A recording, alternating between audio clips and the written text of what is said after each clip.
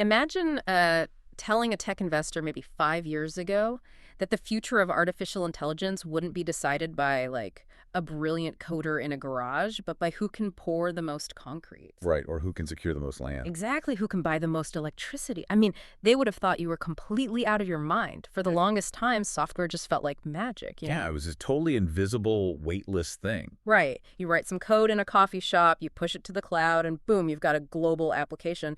There were no supply chains to manage, no massive factories to build. It was pure, frictionless creation. I mean, it was the ultimate asset-light business model. And honestly, that was the entire foundational appeal of Silicon Valley for, what, 2 decades?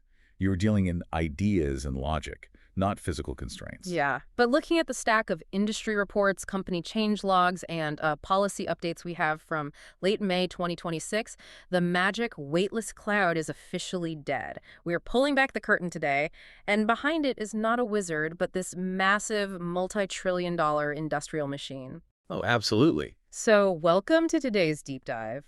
We are looking at a dramatic, real-time shift in the AI landscape right now. And our mission today is to help you, the listener, understand how AI has rapidly evolved, because we are moving way beyond the era of cool novelty chatbots. Way beyond. Yeah, we are now talking about a geopolitical, financial, and industrial power structure that is, honestly, violently reshaping the physical world. And this transformation is happening at a speed that is genuinely difficult to comprehend, like even for the people engineering it. We are watching the complete rewriting of capital markets, labor forces, global infrastructure, all of it unfolding simultaneously. Okay, let's unpack this. Because reading through these financial reports, this doesn't look like software development anymore. It looks exactly like the Industrial Revolution. Yeah, that's a perfect way to frame it. And just like the Industrial Revolution, everything starts with capital and raw materials. We have to start with the money and the hardware here, because without those, none of these frontier models actually run. No, they don't do anything without the hardware. Right. And the sheer scale of the valuations we are seeing is just staggering. I mean, for a long time, the dominant narrative was that OpenAI was going to run away with this sector completely uncontested. Oh, for sure. But the reports from this week show Anthropic is actively raising funding at a valuation above $900 billion.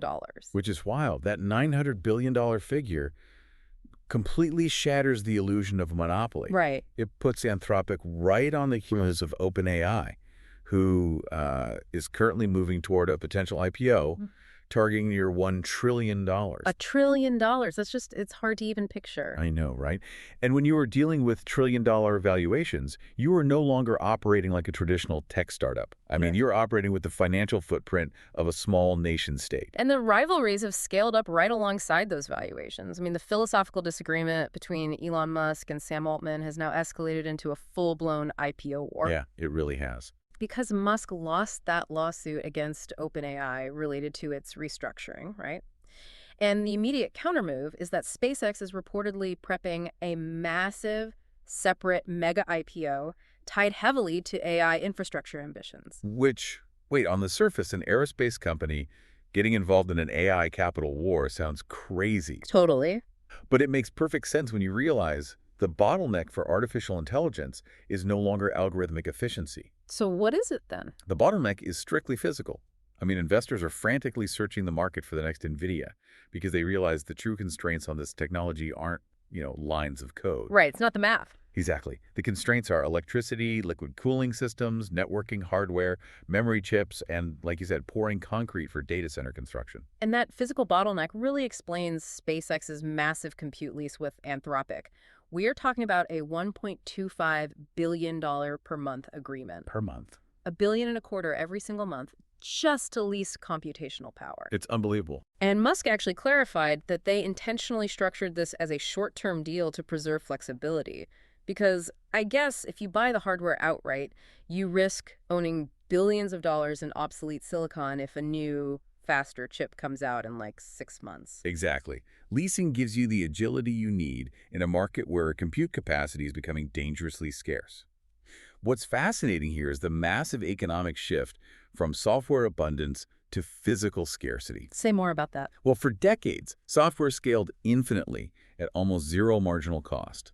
If you wanted 1 million more people to use your app, you barely paid a fraction of a cent. Right, it was practically free to scale. But now to scale a frontier AI model, you need vast, dedicated amounts of power and silicon. Controlling the physical infrastructure is the ultimate strategic advantage now. We are witnessing a literal land grab for data center real estate and priority access to power grids. I know, it reminds me of the 19th century railroad boom, but playing out in fast forward. Oh, that's a great analogy. Yeah, because everyone in the 1850s was obsessed with the passenger train companies, right? But the people who actually built generational structural wealth were the ones securing the land rights, laying down the steel tracks, and selling the coal. Yes. Right now, the AI chatbots and the consumer apps, those are the passenger trains. But the infrastructure providers, the ones handling the liquid cooling systems, the submarine internet cables, the semiconductor supply chains, they're laying the steel tracks of the 21st century. That analogy hits the nail on the head. And because laying those tracks requires tens of billions of dollars, that capital has to be extracted from somewhere. True. The financial reality of buying all this physical infrastructure is forcing brutal, aggressive changes inside the tech giants themselves. Well, if the steel tracks cost billions, human capital is paying the price. I mean, look at the restructuring happening at Meta right now. This is intense. We are looking at 8,000 layoffs alongside 7,000 workers being reassigned directly into AI-focused roles.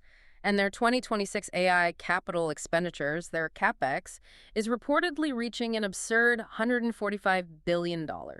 Wow. Mark Zuckerberg explicitly framed this by saying, success isn't a given in AI. You know, we really should pause on that $145 billion CapEx figure, because capital expenditure is very different from traditional research and development. Right, how so? Well, R&D is paying engineers to write code in a nice office. CapEx is buying physical land, securing long-term nuclear power agreements, building massive server farms. When a company is willing to tear down its existing corporate structure and redirect $145 billion into physical assets, it proves that speed and infrastructure efficiency now completely outweigh organizational stability. But I have to push back here, or at least ask the question. Is a $145 billion CapEx spend and laying off 8,000 people actually a calculated infrastructure investment? Or is this just like corporate FOMO on steroids? That's a fair question. Are these executives just terrified of missing the boat, so they're throwing billions of dollars at the wall and cannibalizing their own workforces just to appease shareholders? It is a valid skepticism, especially given Silicon Valley's history of, chasing trends. But if you look at the coordinated actions across the entire industry, it points to a mindset of calculated survival, not just fear of missing out. Survival. Yeah. Major tech companies no longer view AI spending as a speculative bet. They view it as an existential requirement. If they don't secure the physical infrastructure and the power contracts right now, they believe they will be structurally locked out of the entire future economy. Wow. And it is not just their internal workforces they are worried about. They are actively preparing for massive macroeconomic disruption. Which is exactly why we see OpenAI announcing a $250 million initiative specifically focused on helping workers and communities adapt to AI-driven economic disruption. Right. They are funding economic simulations, workforce transition research, and local adaptation programs. And for you listening right now, this is where the abstract billions start impacting everyday life. Oh, totally. And notice the stark shift in the public messaging here. For years, the standard line from tech leaders was entirely optimistic, right? They'd say, AI will mostly create new jobs, it will augment your work, it won't replace you. Yeah, that was the party line. But now, you have a $250 million fund explicitly acknowledging that large-scale labor disruption, specifically the elimination of large categories of white-collar work, is a serious and impending reality. Because the frontier labs are looking at their internal development curves, and the anxiety is palpable. Demis Hassabis, the CEO of Google DeepMind, got on stage at Google I/O and significantly accelerated his timeline. Oh, really it did? He warned that artificial general intelligence, AGI, could arrive by 2029. He called the current AI agents we use today just a practice run for much more autonomous systems. A practice run. Yeah, and he explicitly urged governments and institutions to prepare for massive societal disruption. I mean, 2029 is basically tomorrow in infrastructural terms. When you connect Hassabis's 2029 warning to OpenAI's $250 million labor fund, the trajectory is undeniable. The people building the models are pivoting from marketing campaigns to crisis preparation. They know exactly what capabilities are coming down the pipeline in the next 36 months. So let me get this straight. Tech companies are tearing their own organizations apart to fund the physical hardware for a societal shift they believe is just 3 years away. Basically, yes. How is the rest of the world reacting to this? If we look at the broader culture, the cognitive dissonance is just staggering. Let's talk about Hollywood, because the entertainment industry is the perfect microcosm for this tension. It absolutely is. Yeah. I mean, at the 2026 Cannes Film Festival, AI companies weren't just present on the fringes, they were the center of gravity. Companies like Meta and Anthropic essentially replaced traditional movie studios and major sponsorships and high-level partnerships. Here's where it gets really interesting, because publicly, if you look at the press, actors, writers, and creatives are fiercely criticizing AI. There is massive, organized public resistance to these models ingesting their work. Oh, huge resistance. But behind the scenes at Cannes, talent agencies are reportedly pursuing and signing multi-million-dollar AI deals. It is the exact dynamic of Prohibition-era speakeasies. That's a great way to put it. You have these Hollywood executives standing on the street corner, publicly condemning the vice of AI to appease their talent, and then quietly slipping through the back door to sign massive, highly lucrative contracts with the bootleggers. The speakeasy comparison perfectly captures the hypocrisy, but it also captures the underlying economic reality. What we are seeing is that financial incentives are quietly but forcefully overpowering cultural resistance. Money talks. Always. The technology simply offers too much efficiency, too much cost reduction, and honestly, too much financial upside for these massive talent agencies to ignore, regardless of the intense public backlash. And you can feel that public backlash bubbling up everywhere, often in places you wouldn't expect. Like Steve Wozniak, he gave a commencement speech where he reframed AI. Instead of artificial intelligence, he called it actual intelligence. Right, I remember that. Yeah, and he used it to heavily champion human creativity, flaws, and intuition over machine automation. And he received massive sustained applause for it. People are deeply craving that validation right now. Well, Wozniak is tapping into a very real psychological anxiety. AI is no longer just a technical issue. It is a profound philosophical crisis for the average person. You and everyone listening feels it. That low-level hum of anxiety about jobs, identity, and what it actually means to be uniquely human when a machine can replicate your creative output in 3 seconds. Yeah, it's unsettling. But the critical takeaway from Cannes and the speakeasy dynamic is that this cultural tension isn't stopping the integration of AI. The commercial adoption is accelerating. The public backlash is just pushing the most lucrative culture-shifting deals out of the public eye and into the shadows. And the fact that the most transformative deals are happening in the shadows is genuinely unsettling, because the shadows are where things are moving the fastest. Axios published a report detailing a recent 2-hour stretch in the AI industry that they described as historical event speed. 2 hours, 120 minutes. Yeah. That is all it took for a cascade of massive industry-altering developments to hit the wire simultaneously. In that single 2-hour window, you had OpenAI reportedly solving an 80-year-old geometry problem using a reasoning model. And we should emphasize that solving advanced geometry isn't just about next token prediction or, pattern matching. No, not at all. It requires multi-step spatial logic and actual deduction. And in that exact same window, Anthropic dramatically expanded its SpaceX compute partnership, NVIDIA reported another record-breaking financial quarter, and a flurry of major AI executive order activity came out of Washington. The sheer velocity of advancement, breaking new ground in logical reasoning, securing massive physical infrastructure, and triggering political maneuvering it is entirely unprecedented. And it is forcing a massive fracture in how we attempt to govern this technology. The governance piece is arguably the most complex and consequential part of this entire deep dive, because we are seeing a major, highly calculated regulatory pivot. The U.S. government reportedly backed away from implementing stronger frontier AI oversight. They did. They dropped proposed safety review requirements, things like mandatory pre-release reviews for advanced models and strict cybersecurity risk evaluations. It is vital to understand the geopolitical context here, though. This policy shift happened amid growing security concerns around models like Anthropic's Mythos, which reportedly demonstrated highly sophisticated cyber capabilities. Right. But after intense lobbying from tech leaders, the strict oversight was abandoned.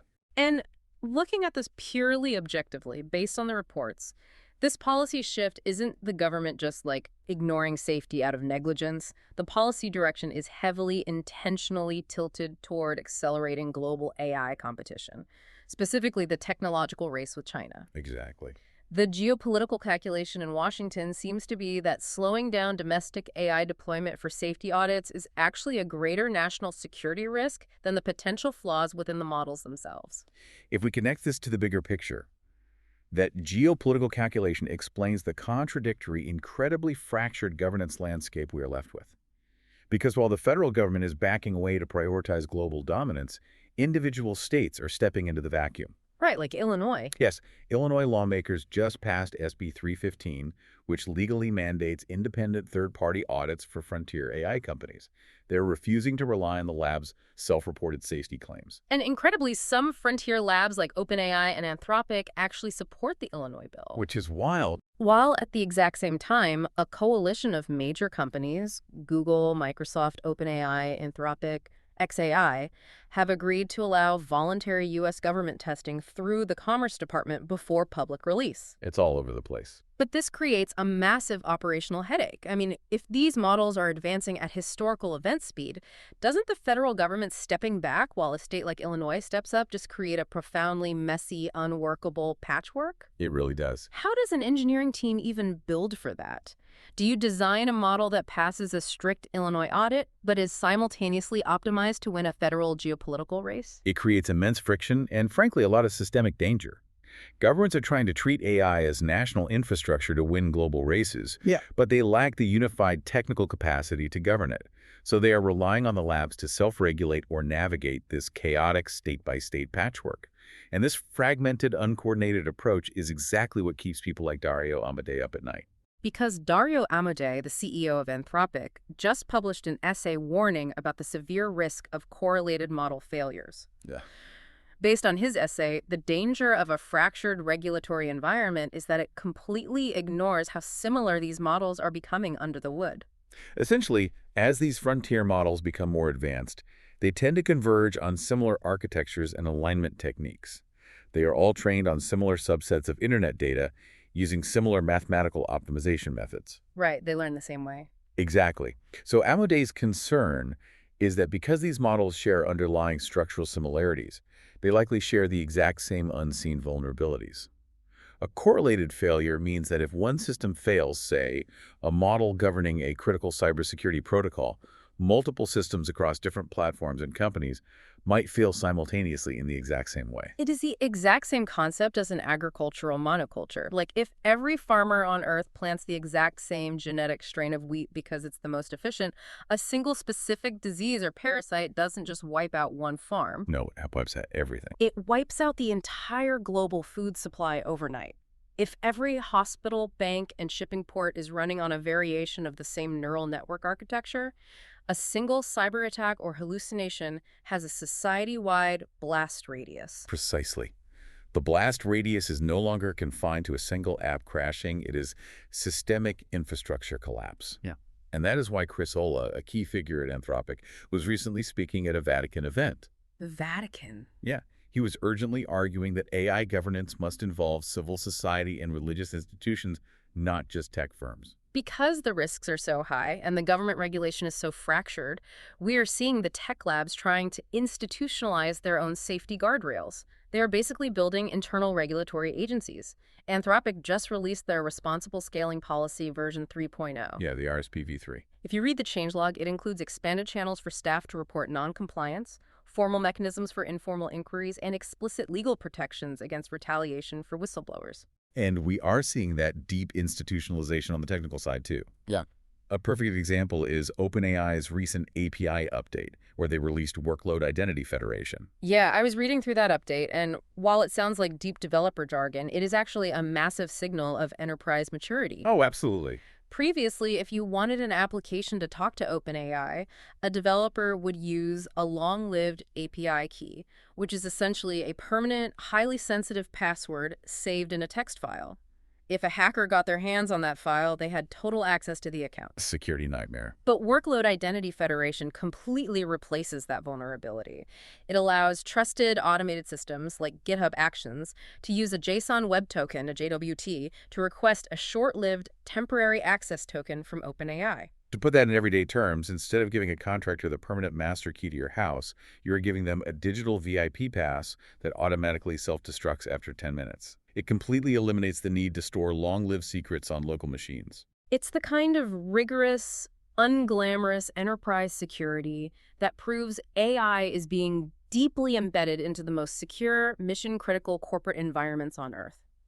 It is no longer an experimental No, sandbox. it's real infrastructure now. And it goes beyond just corporate security. Anthropic just announced a $200 million partnership with the Gates Foundation to focus entirely on public interest AI, deploying models for healthcare, education, improving African language translation, and assisting medical researchers. Which is the ultimate proof of institutionalization.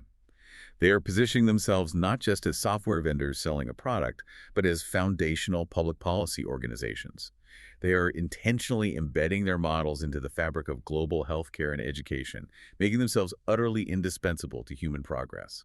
So what does this all mean for you, the listener, navigating this reality? If we look at the entire stack of sources today, the logical through line is undeniable. AI has permanently graduated. It really has. It is no longer a software product you use to write a quirky email. It is a power structure. Whether it is enterprise security relying on identity federation, sovereign nations dropping safety laws to fight for compute dominance, or a $250 million fund bracing for white-collar labor disruption, the world is now treating AI as critical physical infrastructure. The invisible weightless code of the past decade has fundamentally transformed into very visible steel, massive power lines, and geopolitical capital. And that shift changes everything about how we need to understand the future. We can't look at this through the lens of apps and websites anymore. And this raises an important question for you to consider as you watch this unfold over the next few years.